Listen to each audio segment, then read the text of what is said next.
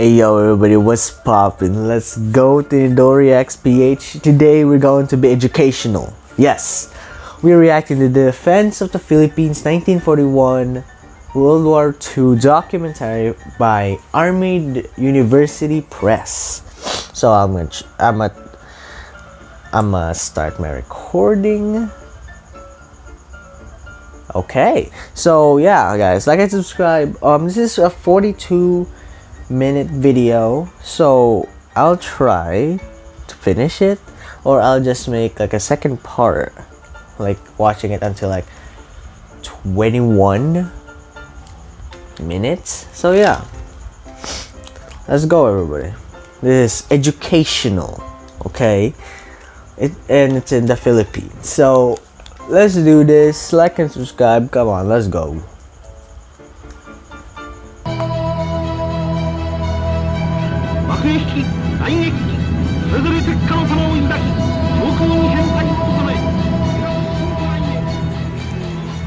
The soldier reading these pages would do well to reflect on the wisdom of the statement exhibited in a Japanese shrine. Woe unto him who has not tasted defeat. Defeat brings into sharp focus the causes that led to failure and provides a fruitful field of study for those soldiers and laymen who seek in the past lessons for the future. Orlando Ward, Chief of Military History, 1952.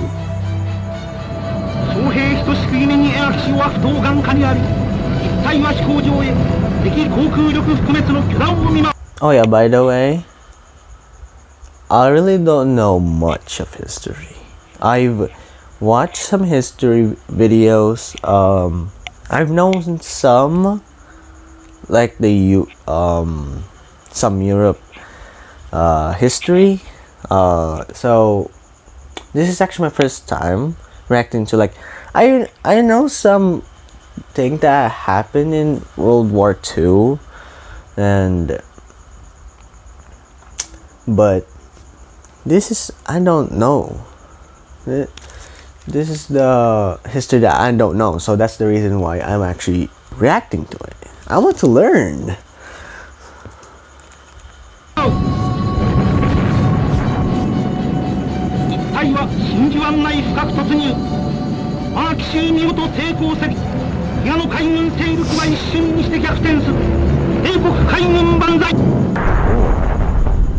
Mere hours after the attack on Pearl Harbor, Japanese forces attacked the U.S. Commonwealth of the Philippines as part of its Pacific-wide plan to seize much-needed resources and Manila's strategically important harbor. Oh yeah, where was that again? Harbor? Over the next 5 months. So yeah, they said like they wanted more like supplies, and they really wanted the Manila's harbor because of so that they can go near America, because it's the Philippines, and there's if you like look at the globe, there's the Philippines and like there's America. Yeah, that's the reason why the Japanese attacked Manila. Manila Commonwealth.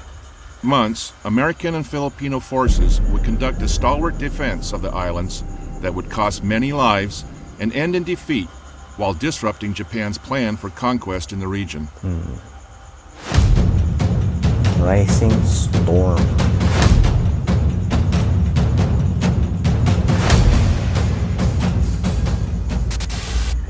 By 7 December 1941, the Philippines, a chain of 7,000 islands in the Pacific, had been a U.S. territory for over 40 years. Yeah. Located over 11,000 kilometers from San Francisco, but just under 3,000 kilometers from Tokyo, it was America's first line of defense against the threat of Japanese expansionism in the Pacific. With Japan already in control of the island of Formosa to the north, the Marshall, Caroline, and Gilbert Islands to the east, and occupying a significant part of China to the northwest. I know, yeah. Fun fact, the Philippines is the only country, like, I don't know about this, but I heard the Philippines is the only country that accepted the Jews in World War II. And when like the Japanese came to the Philippines, they didn't bother capturing the Jews and captured Filipinos. So yeah. U.S. military garrison in the Philippines was all that prevented Japan from consolidating its gains and driving south to seize the Dutch East Indies' valuable resources of oil and rubber. Oh. The American military, however, had concerns about the feasibility of defending the Philippines. As early as 1914, then Second Lieutenant George C. Marshall was able to demonstrate during maneuvers simulating a Japanese invasion of Luzon how easily the capital city of Manila and its major port could fall to aggressors. With a coastline longer than the United States, the military appreciated just how difficult it would be to defend the Philippines effectively. Yeah, because various changes in U.S. policy also undermined the defense of the Philippines. These included the Washington Naval Treaty, signed in 1922. Oh yeah, I know about this. I know about this. The Philippines is actually kind of hard to defend or even try to attack, conquer. For like countries that is not like a superpower like America, China, like those type of countries. I just realized that. Wait, what was that? So the Philippines is surrounded by water. It's actually like an island. So the big problem of the Philippines is if you're like a part. I live in a part where in every year we have a lot of storms coming, and just last year there was 3 storms, and it was like small, medium, and hard. Easy, medium, and hard. So yeah. And besides, if the Philippines is like a superpower, it would be hard to invade the Philippines because of the water and like the geography of the Philippines, which halted U.S. construction of new fortifications in the Pacific in exchange for Japan limiting the size of its fleet. With only one reinforced stronghold set at the mouth of Manila Bay on the island of Corregidor, it's Manila Bay. Okay. The Philippines' defenses were questionable. The Navy expects to solve the naval defense problems that may confront the United States in the Navy's traditional way without alliances. It expects to stand on its own feet in providing protection to the United States. This realization was evident in the Joint Army and Navy's Basic War Plan for the Philippines. Updated in the spring of 1941, War Plan Orange 3 prescribed a limited defense of the Philippines that focused primarily on denying an invader the use of Manila Bay. It also outlined a predetermined fallback plan for civilians and soldiers that acknowledged the difficulty of halting a Japanese invasion force that U.S. intelligence estimated could reach 300,000 troops in a month's time, as the Japanese established a blockade against U.S. reinforcements and resupply. As such, the plan for the defense of the Philippines is best understood as a delay. If properly reinforced, it was hoped that the island's garrison could delay Japanese forces long enough for additional troops to arrive and partners to commit to the fight. A variation of a retrograde, a delay is when a force under pressure trades space for time by slowing down the enemy's momentum and inflicting maximum damage on enemy forces without becoming decisively engaged.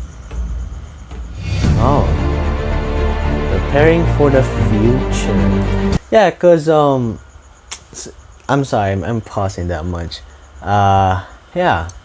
Because Japan is actually near us. It's just like the north of the Philippines. And like America is that far away still. So, yeah. Makes sense. Makes sense. In 1935, the U.S. Congress voted to make the Philippines a commonwealth with full autonomy at the end of a 10-year transitional period. This change to self-governance shifted the Oh, yeah. responsibility President for the Manuel defense Quezon. of the islands to the Philippines government and its people. However, it complicated command and control and unity of effort between U.S. forces and the Philippine Army. In response, the Philippine National Assembly voted to stand up a force of 10,000 soldiers, supplemented by 400,000 reserve troops. They're actually wearing white suits. Okay, it's just, I'm just saying, okay, I'm just saying. At the request of President Manuel Quezon, Douglas MacArthur, recently retired from the U.S. Army, was asked to oversee the creation of the Philippine Army as Field Marshal and military advisor to the Commonwealth Government of the Philippines. From the start, MacArthur faced serious difficulties in training and preparing the Filipino forces for the future. With some 65 languages spoken among them, Filipino troops were often unable to effectively communicate among themselves or with their leaders. Additionally, the absence of schools for commissioned and non-commissioned officers was a serious obstacle to standardizing tactics, techniques, and procedures across the highly diverse force. Yeah, because knowing that this is a time where some schools that is still not built, right? Because it's very early in the Philippines. It's very early. I'm sorry, it's still very early, and knowing that he said like 5 other languages, so yeah, it's actually hard to communicate with them. It's like, imagine Douglas MacArthur just like trying to speak Tagalog, you know, or hell even our language, like Bicol. Hey. Severe shortages of weapons, uniforms, and housing also hampered the Philippine Army's training and preparation. Such handicaps were magnified by the lack of military vehicles and permanent roads for transporting soldiers. A feature particularly ominous for forces tasked with conducting a delay, where maintaining a mobility advantage over the attacking force is a necessary prerequisite for success. These handicaps were complicated by a military communication infrastructure that relied heavily on unreliable civilian telephone and telegraph systems. The Philippine Army, however, was not the only military unit training on Luzon prior to the Japanese attack. In 1941, the U.S. Army's Philippine Department, under the command of Major General George Grunert, was headquartered out of Fort William McKinley with over 22,000 soldiers. Its largest unit, the Philippine Division, was commanded by Major General Jonathan M. Wainwright and led by American officers. Okay. Though these two forces were originally intended to operate independently, the U.S. forces under Grunert and the Philippine Army under MacArthur began combined training exercises in July 1941. Okay, so it's actually, imagine that this is a country that is from overthrowing the Spanish Empire and now getting trained by American generals like Douglas MacArthur. Like, we've been it's been a long time. Hey, because you know, there's sometimes in history that it sometimes connect, you know, because before all of this we have like the Philippine American War. You know that was bad. That was bad. And yeah, but thank goodness America was there to save us. Jesus Christ. Wait, I'm gonna put this back. Okay, come on, let's go. As war with Japan appeared more likely. Japan, a member of the Axis alliance, had moved military units into French Indochina and assumed protectorate status over the territory. For the two generals, this posturing indicated that the Japanese could be preparing for additional offensive operations in Southeast Asia and the South Pacific. They say trouble always comes in threes. Take a good close look at this trio. Remember these faces. Remember them well. If you ever meet them, don't hesitate. Intelligence analysts assess adversary actions and the posture of their forces to determine their intent and identify indications that can be used to warn of a... Okay. Philippine Islands. Yes, that was actually called they actually called us the Philippine Islands back in the day. They don't call us the Philippines. They still call us the Philippines, but it doesn't have the S and like the Philippine Islands, you know. And that was funny. The trio, like a film series. Oh god! But this is like the near downfall of the Nazis, right? Yeah, this is actually the start of the downfall of the Nazis, because this happened after they. This happened after the attack to Russia. Yeah, I know that. Invade. A pending Sorry, attack. invade. Indications and warnings are tied To to Russia. timelines that inform commanders of how long before an adversary is capable of attacking. I don't know. Can you guys like correct me to that if it's like this happened after the Nazis tried to invade Russia or before? So yeah, I'm still learning, okay? In which course of action they are likely to pursue. These timelines enable the planning and response framework to react in Dutch. accordance with the severity of the indication and the estimated enemy course of action. Commanders can then execute measures to deter the enemy from continued hostile acts while posturing friendly forces to respond if deterrence fails. The occupation of French Indochina triggered a response from the United States designed to ward off further aggression by the Japanese. After placing a freeze on all U.S.-based Japanese assets, President Franklin Roosevelt then halted shipments of rubber, iron, and fuel to Japan and began planning for the military reinforcement of the Philippines. President Roosevelt's actions, designed to deter further Japanese aggression in the region, are examples of flexible deterrent options, or FDOs. FDOs are established to deter actions before or during a crisis and may be used to prepare for future operations. Ah, They are developed and executed using each instrument of national power, diplomatic, informational, military, and economic, but are most effective when used in concert. FDOs provide options for decision makers during emerging crises to allow for gradual increases in pressure to avoid unintentionally provoking full-scale combat, while simultaneously enabling leaders to develop the situation and gain a better understanding of an adversary's capabilities and intentions. Already reeling under trade restrictions imposed the previous year, this action pushed Japanese military leadership into a corner. Lacking the necessary materials to continue their plans for conquest, they made the decision to go to war by December 1941 if Oh. negotiations failed to reverse U.S. sanctions. operational plans. I actually like the way they make like the chapters, you know, like operational plans. It's like 80s themed or maybe 90s. It's like it's good. Yeah. This is going to be the start of the war, right? Yeah. Sensing the coming conflict, President Roosevelt moved to defend the Philippines by combining the territorial Philippine Army with the U.S. Army units already stationed there. He then placed MacArthur in command of the newly combined force. South Force Luzon, North Force Luzon, Visayas, Mindanao Force, Reserve Force, Harbor Defense Force. Okay. This is neat. Designated as United States Army Forces Far East, or USAFE, and charged him with defending the islands.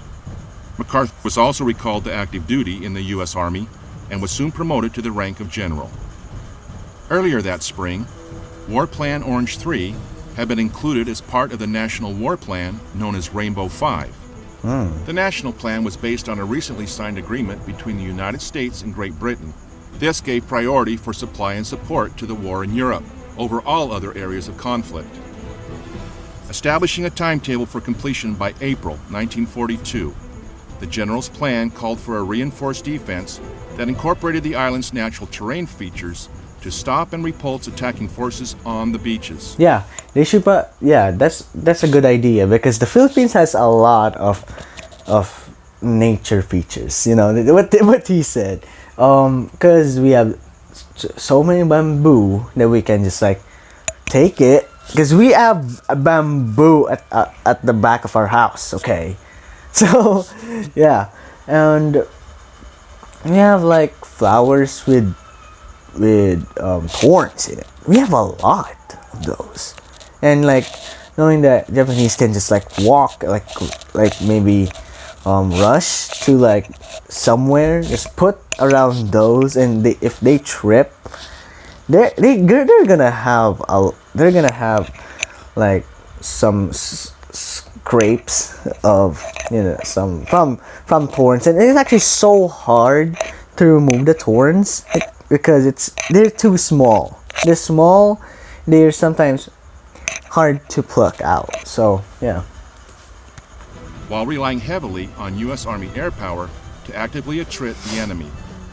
By building his defense around the terrain and natural obstacles present on the island, General MacArthur illustrated a central tenet of defensive operations.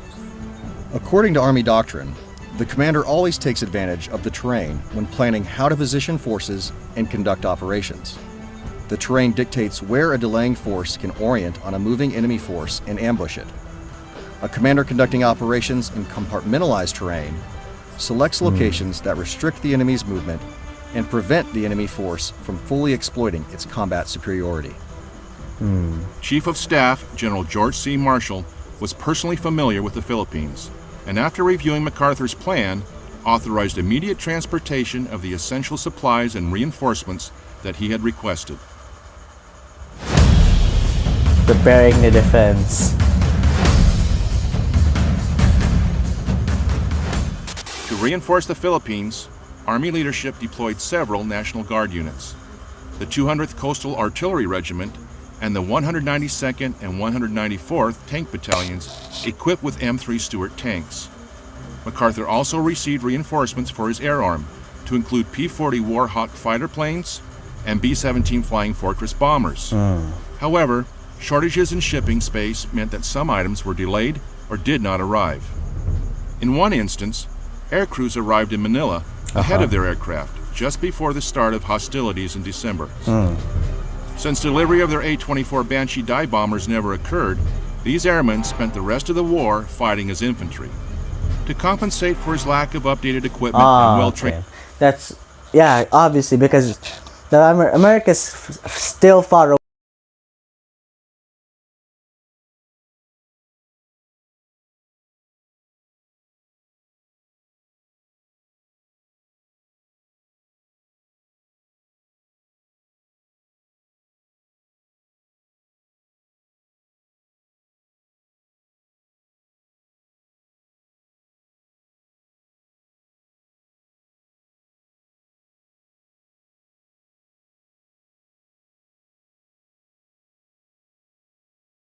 trained personnel, MacArthur's plan relied heavily on close integration with the Filipino forces. Recalling all 10 divisions of the Philippine Army from reserve for training and refitting, he task organized them into 5 distinct forces. The North Luzon Force, under the command of Major General Wainwright, defended strategically important areas of Luzon. These included the only beaches wide enough and deep enough to accommodate a large-scale amphibious landing.